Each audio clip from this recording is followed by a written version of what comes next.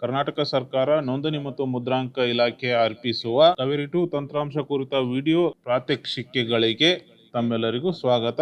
ಇವತ್ತಿನ ವಿಷಯ ಪರಿತ್ಯಾಜನ ಪತ್ರ ಅಥವಾ ರಿಲಿಕ್ವಿಶ್ಮೆಂಟ್ ಡೀಡ್ ಬಗ್ಗೆ ನಾವು ತಿಳ್ಕೊಳ್ಳುವ ಪ್ರಯತ್ನವನ್ನ ಮಾಡೋಣ.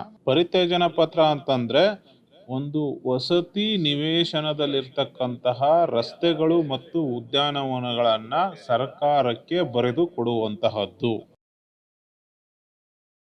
ಇಲ್ಲಿ ಲಾಗಿನ್ ಅಂತ ಕ್ಲಿಕ್ ಮಾಡ್ಕೋಬೇಕು.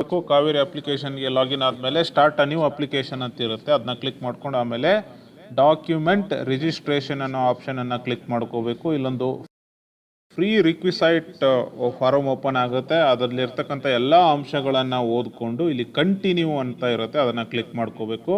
ಇಲ್ಲಿ ನೇಚರ್ ಆಫ್ ಡಾಕ್ಯುಮೆಂಟ್ ಅಂತ ಇರ್ತದೆ, ಅಲ್ಲಿ ಕ್ಲಿಕ್ ಮಾಡಿಕೊಂಡು ರಿಲೀಸ್ ಡೀಡ್ ಅನ್ನೋ ಆಪ್ಷನ್ ಅನ್ನ ನಾವಿಲ್ಲಿ ತಗೋಬೇಕು.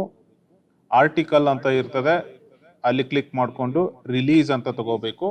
ನಂತರ ಸಬ್ ಆರ್ಟಿಕಲ್ ಅಂತದೆ, ಇದು ಮೋಸ್ಟ್ ಇಂಪಾರ್ಟೆಂಟ್. ಇದು ಇಲ್ಲಿ 45A where the release is not between the family members ಅನ್ನೋ ಆಪ್ಷನ್ ಅನ್ನ ನಾನು ತಗೋತಾ ಇರ್ತೀನಿ.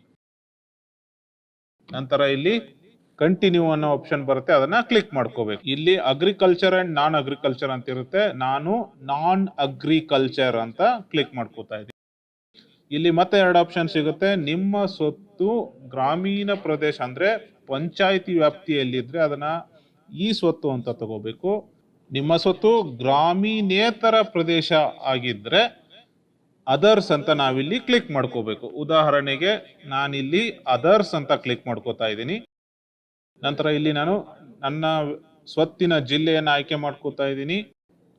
ULB ಕೋಡ್ ಅಂತ ಇರುತ್ತೆ, ನನ್ನ ಸ್ವತ್ತು ಯಾವ ಸಬ್ ರಿಜಿಸ್ಟರ್ ವ್ಯಾಪ್ತಿಗೆ ಬರುತ್ತೆ ಅದನ್ನ ಆಯ್ಕೆ ಮಾಡ್ಕೋತಾ ಇದ್ದೀನಿ. ಇಂಡೆಕ್ಸ್ ವಿಲೇಜ್ ಅನ್ನ ಆಯ್ಕೆ ಮಾಡ್ಕೋತಾ ಇದ್ದೀನಿ. ನಂತರ ಝೋನ್ ಅನ್ನ ಆಯ್ಕೆ ಮಾಡ್ಕೋತಾ ಇದ್ದೀನಿ. ತದನಂತರ ರೋಡ್ ಅನ್ನೋದನ್ನ ನಾನಿಲ್ಲಿ ಆಯ್ಕೆ ಮಾಡ್ಕೋತಾ ಇದ್ದೀನಿ. ನಂತರ ಇಲ್ಲಿ ಪ್ರಾಪರ್ಟಿ ನಂಬರ್ ಟೈಪ್ ಅಂತ ಕ್ಲಿಕ್ ಮಾಡಿಕೊಂಡು ಅಲ್ಲೊಂದಿಷ್ಟು ಆಯ್ಕೆಗಳು ಬರ್ತವೆ, ಅದರಲ್ಲಿ ಒಂದು ಸೂಕ್ತವಾದನ್ನ ಆಯ್ಕೆ ಮಾಡಿಕೊಂಡು ನೆಕ್ಸ್ಟ್ ಕಾಲಮ್ ಅಲ್ಲಿ ಪ್ರೆಸೆಂಟ್ ಪ್ರಾಪರ್ಟಿ ನಂಬರ್ ಡೀಟೇಲ್ಸ್ ಅಂತ ಇರ್ತದಲ್ಲ, ಅಲ್ಲಿ ನಮ್ಮ ಸ್ವತ್ತಿನ ನಂಬರ್ ಅನ್ನ ನಾನು ಮೆನ್ಷನ್ ಮಾಡ್ಕೋಬೇಕು. ಟೋಟಲ್ ಏರಿಯಾ ಅನ್ನೋ ಕಾಲಮ್ ಅಲ್ಲಿ ಒಟ್ಟು ಎಷ್ಟು ನಾವು ಸರ್ಕಾರಕ್ಕೆ ಜಾಗವನ್ನ ಬರೆದು ಕೊಡ್ತಾ ಇದೀವಿ ಅನ್ನೋದನ್ನ ಇಲ್ಲಿ ಮೆನ್ಷನ್ ಮಾಡ್ಕೋಬೇಕು. ಇಂತ ಹೆಚ್ಚಿನ ಪ್ರಾಪರ್ಟಿ ನಂಬರ್ ಟೈಪ್ ಇದ್ರೆ ಇಲ್ಲಿ ಆಡ್ ಮೋರ್ ಅಂತ ಇದೆಯಲ್ಲ, ಅದನ್ನ ಕ್ಲಿಕ್ ಮಾಡ್ಕೋಬೇಕು. ಇಲ್ಲ ಅಂದ್ರೆ ಸೇವ್ ಅಂಡ್ ಕಂಟಿನ್ಯೂ ಅಂತ ಕ್ಲಿಕ್ ಮಾಡ್ಕೋಬೇಕು. ನೆಕ್ಸ್ಟ್ ಪೇಜ್ ಅಲ್ಲಿ ನಮ್ಮ ಸ್ವತ್ತಿನ ವಿವರ ಲಭ್ಯ ಆಗುತ್ತೆ, ಅದನ್ನೆಲ್ಲ ಒಂದ್ಸರಿ ನೋಡ್ಕೋಬೇಕು. ಅಕಸ್ಮಾತ್ ಇದೇ ದಸ್ತಾವೇಜಿನಲ್ಲಿ ಇನ್ನೊಂದು ಪ್ರಾಪರ್ಟಿಯನ್ನ ಸೇರಿಸೋದಿದ್ರೆ ಆಡ್ ನ್ಯೂ ಪ್ರಾಪರ್ಟಿ ಅಂತ ಕ್ಲಿಕ್ ಮಾಡ್ಕೋಬೇಕು. ಒಂದೇ ಪ್ರಾಪರ್ಟಿ ಇದ್ದಾಗ ಸೇವ್ ಪ್ರಾಪರ್ಟಿ ಅಂಡ್ ಕಂಟಿನ್ಯೂ ಅಂತ ಕ್ಲಿಕ್ ಮಾಡ್ಕೋಬೇಕು. ಮುಂದಿನ ಪುಟದಲ್ಲಿ ನಾವು ಪ್ರಾಪರ್ಟಿ ಶೆಡ್ಯೂಲ್ ಅನ್ನ ಎಂಟ್ರಿ ಮಾಡೋದು ಇರ್ತದೆ. ಅದಕ್ಕಿಂತ ಮುಂಚೆ ನಿಮ್ಮ ಸ್ವತ್ತಿಗೆ ವಿದ್ಯುತ್ ಅನ್ನ ಸರಬರಾಜು ಮಾಡೋ ಕಂಪನಿಯನ್ನ ನೀವು ಇಲ್ಲಿ ಆಯ್ಕೆ ಮಾಡ್ಕೋಬೇಕು. ಅದರ ID ಅನ್ನ ನೀವು ಇಲ್ಲಿ ಮೆನ್ಷನ್ ಮಾಡ್ಕೋಬೇಕು. ನಂತರ ನಿಮಗೆ ನೀರನ್ನ ಪೂರೈಸುವಂತಹ ಸಂಸ್ಥೆಯನ್ನ ಆಯ್ಕೆ ಮಾಡ್ಕೋಬೇಕು. ಇಲ್ಲಿ ಪಾರ್ಟ್ ಏರಿಯಾ ಅಂತ ಇರ್ತದೆ, ಸರ್ಕಾರಕ್ಕೆ ಬಿಟ್ಕೊಡ್ಬೋದಾದಂತಹ ಸ್ವತ್ತಿನ ಪ್ರಮಾಣವನ್ನ ಅಲ್ಲಿ ಮೆನ್ಷನ್ ಮಾಡಬೇಕು. ಕೆಳಗಡೆ ದಕ್ಷಿಣೋತ್ತರ ಪೂರ್ವ ಪಶ್ಚಿಮಕ್ಕೆ ಇರ್ತಕ್ಕಂತಹ ಆಸ್ತಿಗಳ ವಿವರಣೆ ಬರೀಬೇಕು, ಶೆಡ್ಯೂಲ್ ಅನ್ನ ಹಾಕಬೇಕು. ಇನ್ನ ಒಂದು ಶೆಡ್ಯೂಲ್ ಏನಾರ ಹಾಕ್ಬೇಕು ಅಂದ್ರೆ ಆಡ್ ನ್ಯೂ ಶೆಡ್ಯೂಲ್ ಅಂತ ಕ್ಲಿಕ್ ಮಾಡಬೇಕು, ಇಲ್ಲಾಂದ್ರೆ ಸೇವ್ ಅಂಡ್ ಕಂಟಿನ್ಯೂ ಅಂತ ಕ್ಲಿಕ್ ಮಾಡ್ಕೋಬೇಕು.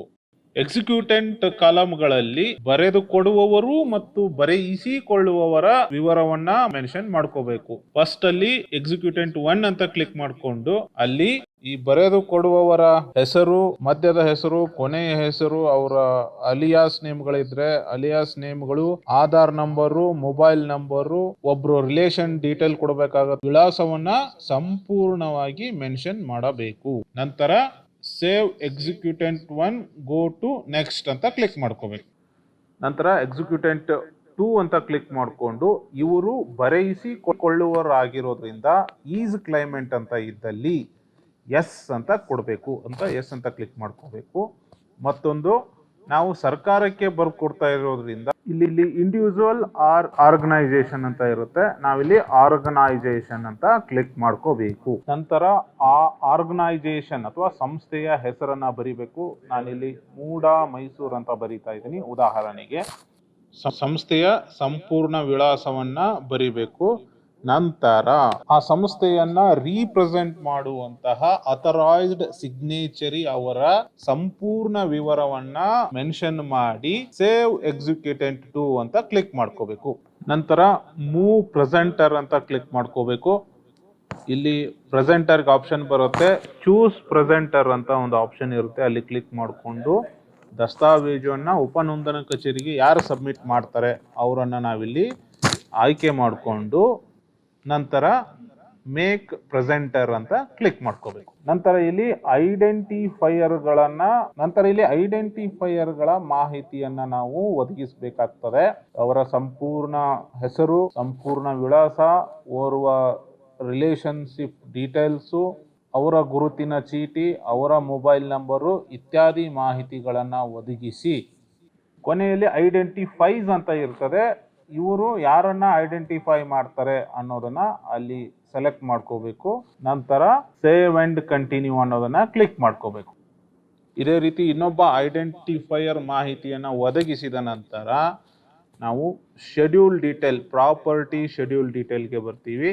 ಇಲ್ಲಿ ಅಲೋಕೇಟ್ ದ ಶೆಡ್ಯೂಲ್ ಟು ಅಂತ ಇರ್ತದೆ. ನಾವು ಇದನ್ನ ಯಾರಿಗೆ ಬರೆದು ಕೊಡ್ತಾ ಇದೀವಿ ಅವರನ್ನ ಇಲ್ಲಿ ಆಯ್ಕೆ ಮಾಡ್ಕೋಬೇಕು. ನಂತರ ಸೇವ್ ಅಂಡ್ ಕಂಟಿನ್ಯೂ ಅಂತ ಕ್ಲಿಕ್ ಮಾಡ್ಕೋಬೇಕು. ಇಲ್ಲಿ ನಮ್ಮ ಪ್ರಾಪರ್ಟಿಯ ವಿವರ ಸಂಪೂರ್ಣವಾಗಿ ಬಂದಿರುತ್ತೆ.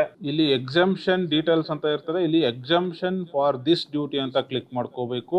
ಫಾರ್ ಸ್ಟಾಂಪ್ ಡ್ಯೂಟಿ ಅಂತ ಇನ್ ಪರ್ಸೆಂಟೇಜ್ ಅಂತ ಕ್ಲಿಕ್ ಮಾಡ್ಕೋಬೇಕು. ನಾವು 100% ಅಂತ ತಗೋಬೇಕು. ಫಾರ್ ರಿಜಿಸ್ಟ್ರೇಷನ್ ಫೀಸ್ ಅಂತ ಇರುತ್ತೆ, ಅಲ್ಲೂ ಕೂಡ ಇನ್ ಪರ್ಸೆಂಟೇಜ್ ಅಂತ ತಗೊಂಡು 100% ಅಂತ ಕ್ಲಿಕ್ ಮಾಡಬೇಕು. ಈ ಎಕ್ಸಾಮ್ಷನ್ ಗೆ ಸಂಬಂಧಪಟ್ಟಿದಂತಹ ಒಂದು ಆದೇಶದ ಪ್ರತಿಯನ್ನ ನಾವಿಲ್ಲಿ ಲಗತ್ತು ಮಾಡಿ ನಂತರ ಅದರ ನಂಬರ್, ಆದೇಶ ಪ್ರತಿಯ ಅಥವಾ ಆದೇಶದ ಸಂಖ್ಯೆಯನ್ನ ಇಲ್ಲಿ ಮೆನ್ಷನ್ ಮಾಡ್ಕೋಬೇಕು. ನಾವು ಸರ್ಕಾರಕ್ಕೆ ಬರೆದು ಕೊಡ್ತಾ ಇರೋದ್ರಿಂದ 100% ಎಕ್ಸಾಂಪ್ಷನ್ ನಮಗೆ ಅವಕಾಶ ಇರ್ತದೆ. ನಮ್ಮ ದಸ್ತಾವೇಜು ಎಷ್ಟು ಪುಟದಲ್ಲಿದೆ ಅನ್ನೋದನ್ನ ಸಂಖ್ಯೆಯನ್ನ ಇಲ್ಲಿ ಬರಿಬೇಕು. ಅದಕ್ಕೆ 2 ಆಡ್ ಆಗಿ ಟೋಟಲ್ ನಂಬರ್ ಆಫ್ ಡಾಕ್ಯುಮೆಂಟ್ ಪಕ್ಕದಲ್ಲಿ ನಮಗೆ ಡಿಸ್ಪ್ಲೇ ಆಗುತ್ತೆ. ಇಲ್ಲಿ ಕ್ಯಾಲ್ಕುಲೇಟ್ ಅಂತ ಕ್ಲಿಕ್ ಮಾಡ್ಕೋಬೇಕು. ಫೀ ಸ್ಟ್ರಕ್ಚರ್ ಅಲ್ಲಿ ನಮಗೆ ಮುದ್ರಾಂಕ ಶುಲ್ಕ ಮತ್ತು ನೋಂದಣಿ ಶುಲ್ಕ ಇರೋದಿಲ್ಲ. ಕೇವಲ ನಮ್ಮ ದಸ್ತಾವೇಜು ಪುಟಗಳ ಸ್ಕ್ಯಾನಿಂಗ್ ಫೀಸ್ ಮಾತ್ರ ಇರ್ತದೆ. ಅದನ್ನೆಲ್ಲ ನೋಡಿಕೊಂಡು ಸೇವ್ ಅಂಡ್ ಕಂಟಿನ್ಯೂ ಅಂತ ಕ್ಲಿಕ್ ಮಾಡ್ಕೋಬೇಕು. ನಂತರದಲ್ಲಿ ನಮ್ಮ ಶೆಡ್ಯೂಲ್ ಡೀಟೇಲು, ಆಮೇಲೆ ನಮ್ಮ ಶುಲ್ಕದ ವಿವರ ಎಲ್ಲವೂ ಇರ್ತದೆ. ಅದನ್ನೊಂದ್ಸರಿ ನಾವು ಕೂಲಂಕುಷವಾಗಿ ಪರಿಶೀಲನೆ ಮಾಡಿಕೊಂಡು ಇಲ್ಲಿ ನೋಡಿ ಅಪ್ಲೋಡ್ ದ ಡಾಕ್ಯುಮೆಂಟ್ ಅಂತ ಇರ್ತದೆ. ಅಂದ್ರೆ ನಮ್ಮ ಡೀಡ್ ಅನ್ನ ನಾವಿಲ್ಲಿ ಅಪ್ಲೋಡ್ ಮಾಡ್ಕೋಬೇಕು.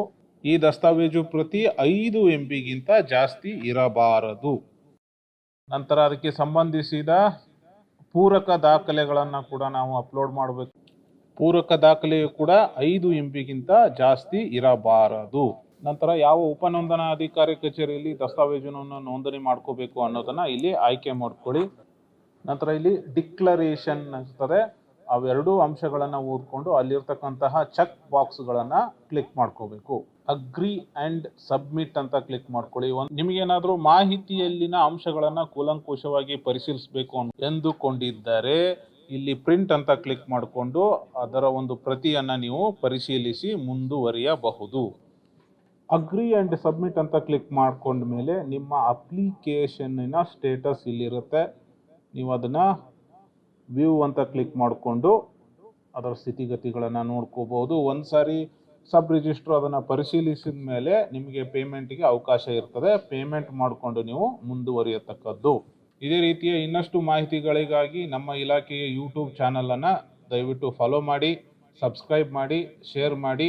ಕಾವೇರಿ 2 ತಂತ್ರಾಂಶದ ಕುರಿತು ಮತ್ತು ನೋಂದಣಿಗೆ ಸಂಬಂಧಪಟ್ಟಂತಹ ಹೆಚ್ಚಿನ ಮಾಹಿತಿಗಾಗಿ ನಮ್ಮ ಸಹಾಯವಾಣಿ ಸಂಖ್ಯೆ 0806826531 ಕರೆ ಮಾಡಿ. ಧನ್ಯವಾದಗಳು.